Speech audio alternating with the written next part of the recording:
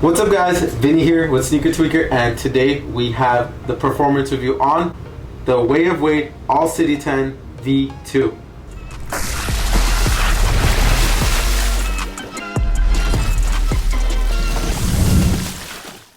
This is a shoe that's had a lot of hype around it and been talked about by a lot of other shoe testers out there, content creators such as Chris at Wear Testers, Sammy at Soul Drop, we have Landon at Shoewear, David, DG Hoops, all of those guys. And I decided to see if the shoe would live up to the hype. And sure enough, it does. Starting off with the traction of the shoe, over here features a kind of like a maze pattern as far as the traction goes, and really grips onto the floor well. However, my experience with it was a little different than some of the other people that have mentioned it. I had to break mine in a little bit. It started off a little slippery, and then the more and more I wore it, the more and more it got better. Now, a lot of that might have to do with the courts that I play on. I play Lifetime, which normally is known to have really good courts. Before they built those stupid pickleball courts over there, they've maintained those basketball courts a lot better. Don't know what it is with pickleball. I'm gonna go on a little bit of a rant here, but they took out not only our outside courts, but they also took out the other set of full courts and just left it with one side, and I feel like the maintenance on it has just really gone downhill over time. Enough of my rant, let's just get into the shoe. As for the traction, like I said, it worked really well. It just took a lot of time for me to break it in. Not a lot, but a couple days, and then it worked really well. However, one of the things that kind of threw me off is my experience with Chinese brands has been that their outsoles have been really durable. With these shoes, I've only played with them indoors. However,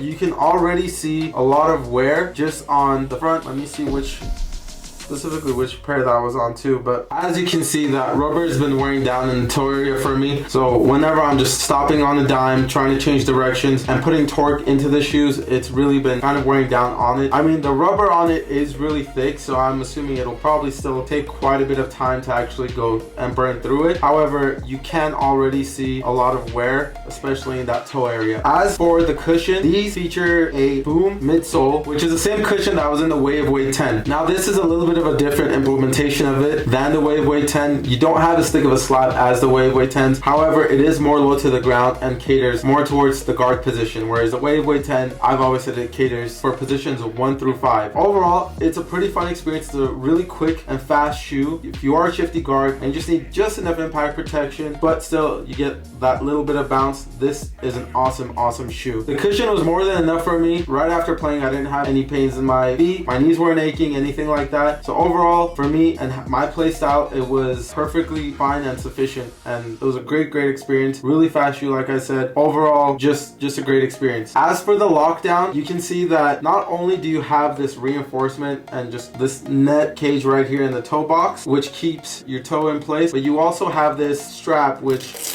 isn't just for looks, but it's also functional. So your feet are pretty secure in the footbed, and on top of that, the heel lockdown also works really great. You have this pretty big heel counter right here. It just literally looks like a spoiler on a supercar. Every aspect of the shoe that's on there, they're not gimmicks. They're actually there to help support you and lock you into place and make sure you have a fast but secure ride. For the upper, these shoes have a few different materials on here. You have mesh material, textile, and you also have leather on some parts like this strap right here, which all make it for a premium ride. I haven't had any wear or tear on the upper. Everything's lasted pretty well. I play with a lot of torque. I drive to the rim a lot and just play with a lot of physicality. So if these shoes last me, then I'm sure they'll last most people as far as playing pickup games. Overall, these are probably one of my favorite shoes, I guess, of 2022, since I reviewed it a little bit later. And as promised, I was going to tell you guys where it would rank in my top list of 2022. And I probably place it right there with the Series Player Only Player 1. Both great shoes, both Chinese brands, and like I said, these Chinese brands have been knocking it out of the park.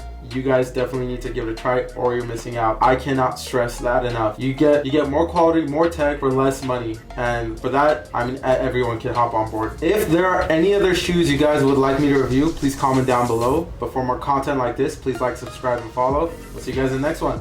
Peace.